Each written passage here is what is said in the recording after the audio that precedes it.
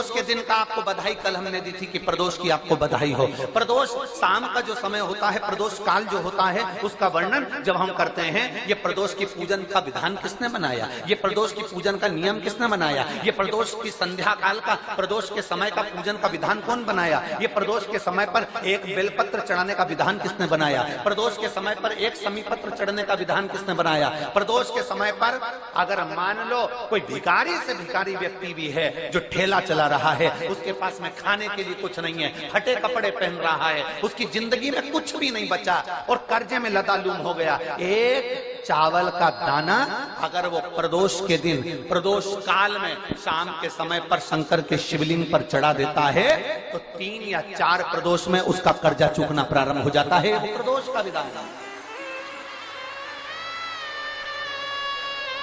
इतना ये प्रदोष का वर्णन करा किसने, इतना प्रदोष की महत्वता बताई किसने, कौन करे इतना वर्णन। अगर प्रदोष की महत्वता बताने वाला कोई है, इसीलिए मेरे शंकर भगवान माता सती को लेकर कुंभज ऋषि के यहाँ, अगस्त ऋषि के यहाँ कथा सुनने के लिए गए थे, क्योंकि उनके बराबर कोई शंकर के महत्व को बता नहीं सकता और प्रदोष के महत्व को नहीं बता सकता। सती मैया को प्रदोष का महत्व बताने के लिए शंकर सती जी को लेकर कुंभज बाबा के यहाँ गए थे, अगस्त ऋषि के, कि प्रदोष के महत्व को तो जानो सती, तुम प्रदोष के महत्व को तो सती जानो, तुम प्रदोष के महत्व को तो सती पहचानो कि प्रदोष का महत्व क्या होता है, प्रदोष काल का महत्व क्या होता है, प्रदोष के समय का महत्व क्या होता है। जिस समय पर सूरज डूब रहा हो, चंद्र प्रकाशित हो रहा हो, दोनों का मेल हो रहा हो, ना तो पूरा सूरज डूबा है, न पूरा चंद्र आया है, न पूरा अंधेरा है, न पूरा उजाला है, उस समय को प्रदोष काल कहा गया, उस समय को प्रदोष का समय कहा, प्रदोष काल कहा। अब कई लोग हमसे कहते हैं गुरुजी आप हमको प्रदोष का समय बताया करो कि प्रदोष काल किसको कहते हैं, प्रदोष का समय किसको कहते हैं। अब एक बात हम आप सबसे कहना चाहते हैं, जितने लोग आस्था चैनल पर सुन रहे हैं, जितने फेसबुक यूट्यूब पर सुन रहे हैं और जितने रेवाड़ी की इस पवित्र धरा पर कथा को सुन रहे हैं, आप सबसे एक बात कहना चाहिए, अगर हम समय देखकर बताएं आपको कि शाम को 6 बजे, 6:30 बजे, 6:30 पे लेकर 7:30 के बीच में ये समय है, या 5:30 से लेकर 6:30 तक का ये समय है, या हम तुमको बोल दें कि इतनी बजे ये समय प्रदोष काल का रहेगा या इतनी बजे ये समय रहेगा, तो देखिए कभी कभी ठंड का समय आता है तो दिन जल्दी ढल जाता है, कभी कभी गर्मी का समय रहता है तो दिन बहुत लेट ढलता है। इसलिए समय की गणना से मत चलो, आप तो ये अंदाजा लगाकर रखो कि दिन ढल रहा हो, अंधेरा होना शुरू हो रहा, सूरज डूब रहा हो, चंद्र प्रकाशित हो रहा हो,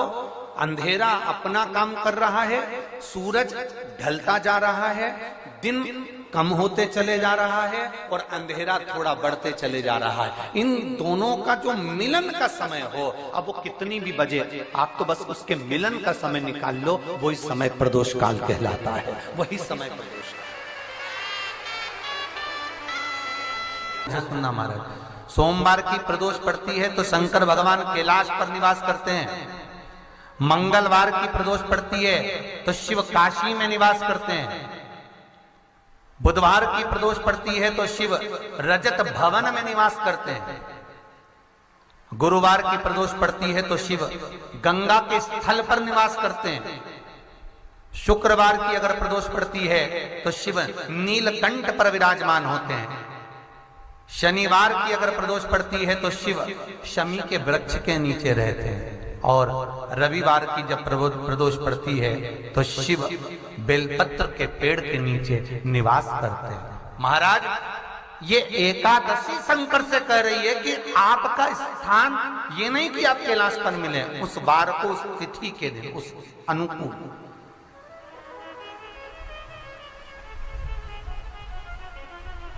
हमारे यहां कहते हैं सोमवार की जो प्रदोष पड़ती है वो इच्छा पूर्ति करती है, मंगलवार की प्रदोष रोग से मुक्ति देती है, बुधवार की प्रदोष कामना की पूर्ति करती है, गुरुवार की प्रदोष शत्रुओं का नाश करती है, शुक्रवार की प्रदोष सुख और शांति देती है, शनिवार की प्रदोष संतान का सुख देती है, और रविवार की प्रदोष जो काम दुनिया में कोई नहीं कर सकता वो अचूक फल की प्राप्ति रविवार की प्रदोष करा देती है। महाराज ऐसी प्रदोषों का नियम वर्णन किया चाहिए। भगवान कहते ठीक है तू थोड़ी देर खड़ी हो।